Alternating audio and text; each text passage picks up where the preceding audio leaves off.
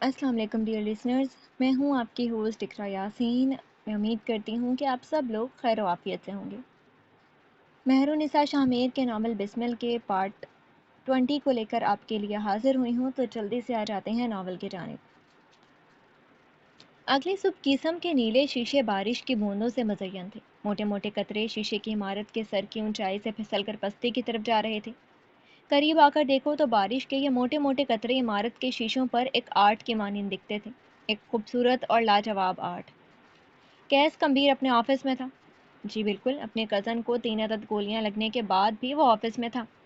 Case کا کام اس کا جنون تھا۔ اپنی میز پر ڈھیر سارے پنے بکھیرے، شرٹ کے بازو فولڈ کیے وہ کام میں منہمک تھا۔ ایک نیا ڈیزائن، ایک نیا شاہکار، کہیں ہو ہی نہ جائے تیار۔ آرٹ بلاک بھائی۔ اسی پہر آفس کا دروازہ کھلا، دھیمی اور مرجھائی چال چلتا ایک شخص اندر داخل ہوا تھا۔ سرمئی سیاہ دھاری دھار سوٹ کے نیچے سیاہ گول گلے والی شرٹ جھلک رہی تھی۔ چہرے پر ڈھیر شرمندگی پھیلی تھی اور چال کی مسروریت کہیں دور جا سوئی تھی۔ کیس نے سر نہیں اٹھایا، وہ اسے آنے دینا چاہتا تھا۔ وہ اندر آیا، چند لمحے یوں ہی بے مقصد کھڑا رہا، پھر اس کی آواز بلند ہوئی۔ میرے چچا کے ایک دوست نے ان کا کروڑوں کا کاروبار ضبط کر لیا۔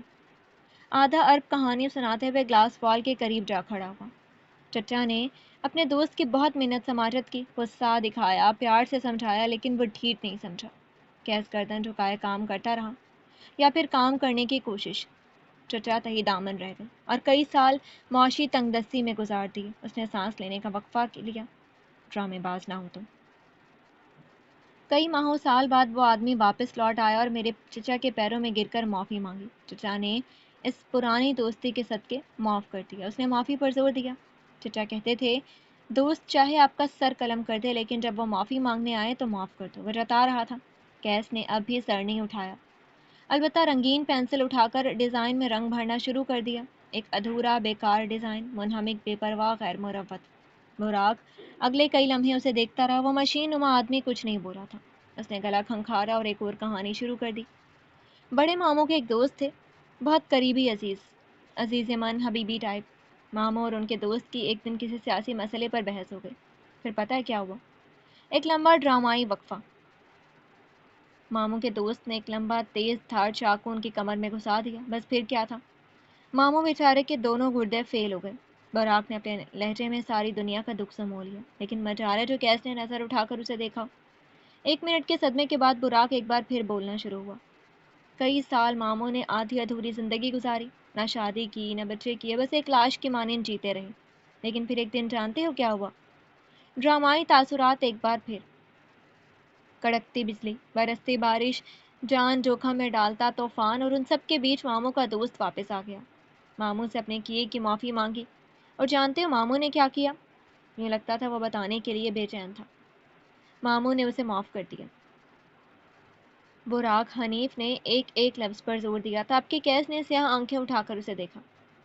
تمہارے ابا نے کبھی تمہیں اور تمہاری ماں کو اپنے خاندان سے ملوایا ہی نہیں، پھر یہ چچا کہاں سے آ گئے؟ تمہاری ماں اپنے ماں باپ کی اکلوتی بیٹی تھی، پھر یہ ماموں کہاں سے آ گیا؟ جس حساب سے تم جھوٹی کہانیاں کرتے ہو، شیطان نے اپنے سر کی دستار اتار کر تمہارے سر پر باندھ دینی ہے۔ وہ ایک پل کو رکا۔ خبیث انسان۔ سر جھٹک کر اضافہ کیا، ہاتھ میں پکڑے تمام سامان میز پر رکھ کر پاور چیئر سے ٹیک لگاتے ہوئے کیس نے اب اسے تفصیل سے دیکھا۔ اب اپنے آنے کا اصل مقصد بتاؤ، حرف بحرف سچ۔ چند دن قبل جو کچھ ہوا، میں تہہ دل سے اس عمل پر شرمندہ ہوں۔ وہ کہتا ہوا آگے آیا، میں اپنی اس عمل کی وجہ سے کئی روز سے شب خوابی کا شکار ہوں۔ یہ گاڑی اردو، تم میرے لیے بہترین دوست ہو۔ کرسی کھینچ کر سامنے آ کر بیٹھا۔ کیا میں تم سے معافی کی درخواست کر سکتا ہوں؟ تم درخواست کر سکتے ہو، لیکن یہ میرے اختیار میں ہے کہ تمہیں میں معاف کروں یا سزا دوں۔ سلطان نے گردن کڑا لی۔ میرا یقین کر لو لوسیفر، 100 خنزیر مرے ہوں گے جب میں پیدا ہوا تھا۔ میں آئی اگری، کیس نے اس کی بات کاٹی۔ بلکہ 100 خنزیروں نے خودکشی کی ہوگی کہ اب تو ہمارا سربراہ چارج سنبھالنے آ گیا ہے۔ براق نے 1000 موٹی موٹی گالیوں کو زبان پر آنے سے روکا تھا، چہرے پر معصومیت طاری کر لی۔ مجھے معاف کر دو حبیبی، آئندہ میں ایسی غلطی کبھی نہیں کروں گا۔ میں تمہارا دوست ہوں یار، آخر میں اس نے دہائی دی تھی۔ کیس سیدھا ہو بیٹھا، دونوں ہاتھ میز پر رکھ کر وہ آگے کو ہوا۔ سنجیدہ محظوظ آنکھیں اس کے چہرے پر کاٹ دی۔ उस घटिया से भी निचले दर्जे की हरकत की वजह क्या थी? वो जानना चाहता था। बुराक के चेहरे पर तकरीबन रूंधा हुआ तासुर आया था। पागल हो गया था मैं। मुझे लगा तुम्हें मसाइल में धकेल दूंगा तो तुम मुझे पुकारोगे और फिर मैं शान से आऊँगा, तुम्हारी मदद करूँगा और अपनी ही नज़र में अजीम बन जाऊँगा मैं। लेकिन मुझे ऐसा क्यों लगता है कि तुम किसी ज़ाती अनाथ की वजह से ये सब कर रहे थे? बुराक की रंगत लम्हे के 1000वें हिस्से में सफ़ेद पड़ी थी। पता नहीं क्यों बुराक, लेकिन मुझे लगता है कि मेरी तरफ तुम्हारा कोई इंतकाम बाकी है। तुम्हारी वाइब्स में बेसुकूनी है। कह दो मैं ज़्यादा सोच रहा हूँ। मुर्दा होती आंखों और सफ़ेद चेहरे के साथ बुराक ने नफ़ी में सर हिलाया था। मैं तुमसे किसी किस्म का इंतकाम नहीं लेना चाहता यार। कि दोस्ती का चाम होता है एक दूसरे को तंग करना, जिद करना और बर्बाद करना दोस्ती नहीं होती बुराक। कैस ने एक बार उसे टोका था। बुराक अपनी जगह से उठ खड़ा हुआ। देखो कैस, अब ये ज़्यादा हो रहा है। तुम अपने इबलीसी दिमाग से कुछ ज़्यादा सोच रहे हो। लगता है तुम्हारी मंगेतर का इश्क सर चढ़कर बोल रहा है।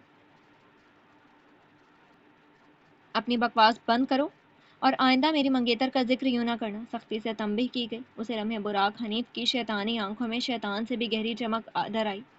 खुद को माफ़ करवाने का इससे बेहतर तरीका उसके पास नहीं आ सकता था। तुम्हें अपनी मंगेतर की कसम है, मुझे माफ़ कर दो।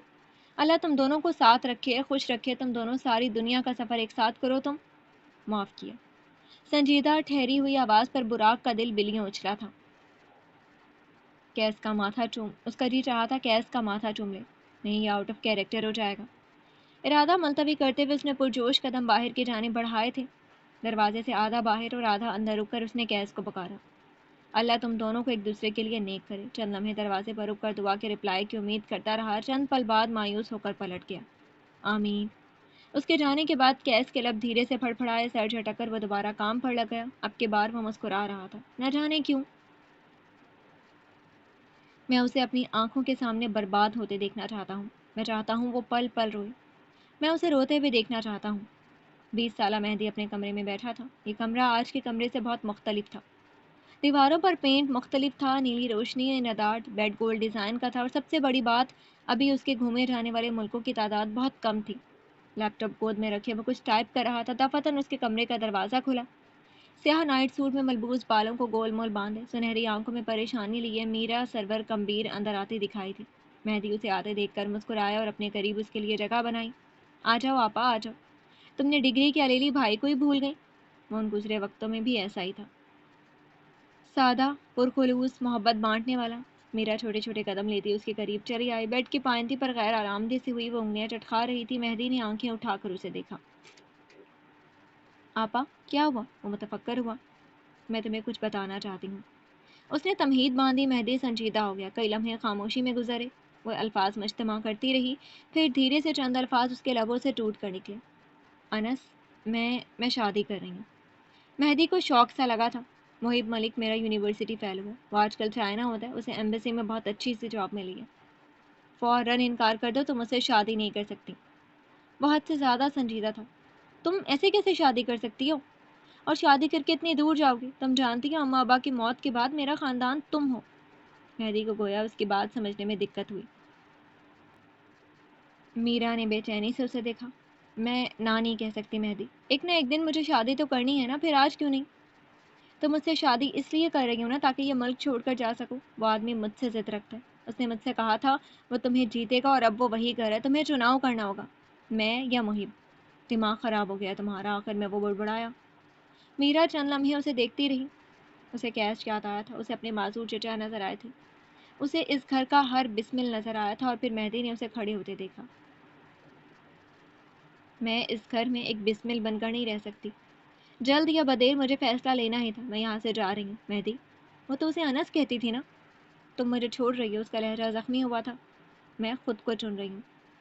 वो एक फ़ोन कॉल उस लड़की को जीते जी मार गई है। बीजिंग, चाइना का दारुल हुकूमत के एक आरामदेह और शाहाना फ्लैट के लाउंज में उस वक्त मीरा गंभीर डबल सीटेड सोफे पर बैठी थी। आंखें सुर्ख थीं, चेहरा गीला, मतवातर बहते आंसुओं ने उसका गला भारी कर रखा था। गुजरे वक्तों ने उसके खूबसूरत चेहरे को बेकशिश कर रखा था। मुहिब के साथ गुजरे 6 सालों में उसने एक दिन भी मोहब्बत या आराम का नहीं देखा था। वो वाकई उससे ज़िद करके लाया था। यूँ नहीं था कि वो उसे वक्त नहीं देता था, मोहब्बत नहीं देता था। बात ये थी कि उसका शौहर उसके मेके से मुकाबलाबाजी नहीं छोड़ता था। उसे आए दिन परिस्तिश चाहिए होती थी। वो ना नहीं सुन सकता था। اسے ہر وقت کی غلامی چاہیے تھی. خود اس کے باہر بھی تعلقات ہیں جن کی نوعیت تم سمجھتے ہوگے، مگر میرا اگر کبھی اپنے خاندان کا ذکر بھی کر دے تو وہ مار پیٹ تک آ جاتا تھا.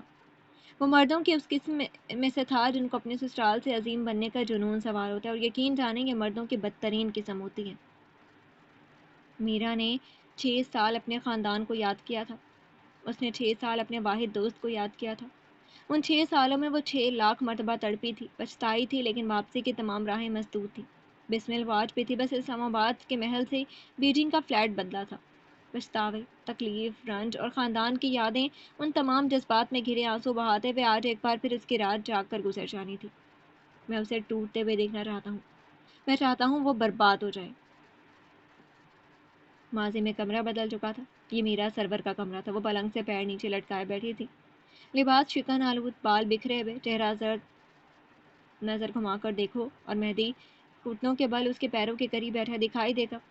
ایک بھائی اپنی بہن کا بھلا چاہتا تھا. دیکھو پلیز آپا، یہ شادی مت کرو. وہ آدمی مجھ سے انتقام لے رہا ہے. وہ سرخ کیلی آنکھیں لیے ملتجی انداز میں کہہ رہا تھا.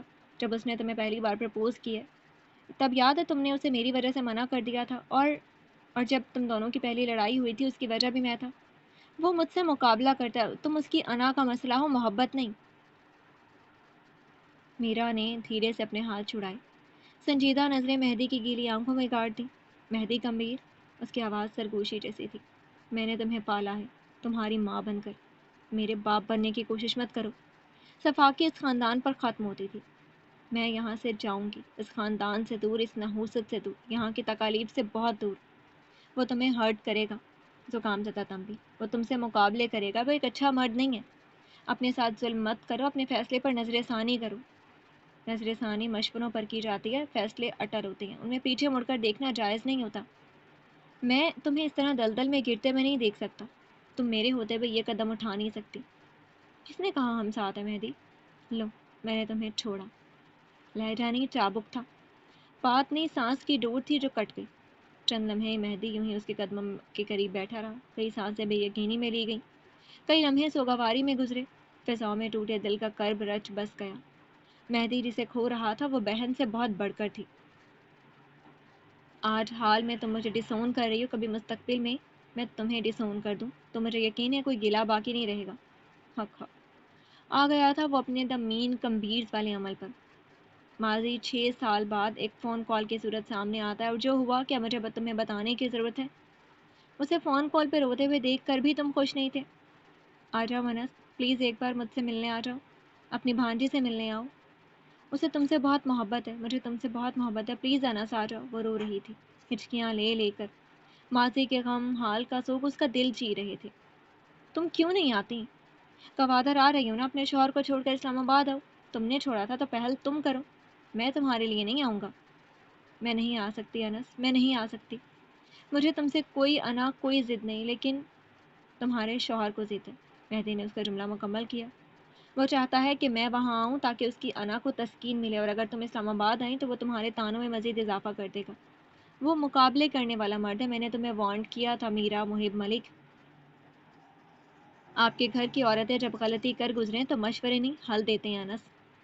لڑکیاں اگر غلطی کرے تو بعد میں یہ گٹس رکھیں کہ ان کو اون بھی کر سکیں. اپنے گھر کے مردوں سے یہ امید نہ رکھیں کہ وہ ہمیشہ کندھے دے کر ان کو کھڑا کریں گے. وہ سنجیدہ تھا. مردوں کا دل بڑا ہوتا ہے.